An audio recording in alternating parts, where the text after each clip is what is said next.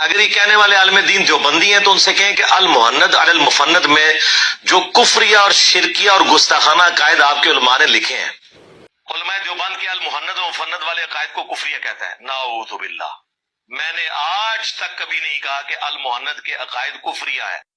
لعنت اللہ علیک، اے مرزا جیلمی، تجھ پر اللہ کی لعنت ہو، اللہ کی پھٹکار ہو، اتنی ڈھٹائی کے ساتھ جھوٹ بولتا ہے۔ معزز سامعین و ناظرین، آپ نے یہ دیکھے دونوں کلپ، اس کے اندر پہلے کلپ کے اندر کس طرح علماء دیوبند کے عقائد کو کفریہ شرکیہ عقائد کہہ رہا ہے، اور پھر جب اس سے سوال ہوا کہ آپ المحند کے لکھے ہوئے عقائد کو کفریہ شرکیہ کہتے ہیں تو کہتا ہے نعوذ باللہ، میں نے آج تک ان کو کفریہ نہیں کہا۔ اتنی ڈھٹائی کے ساتھ جھوٹ بولنے والا میں نے تو اپنی زندگی میں کبھی نہیں دیکھا۔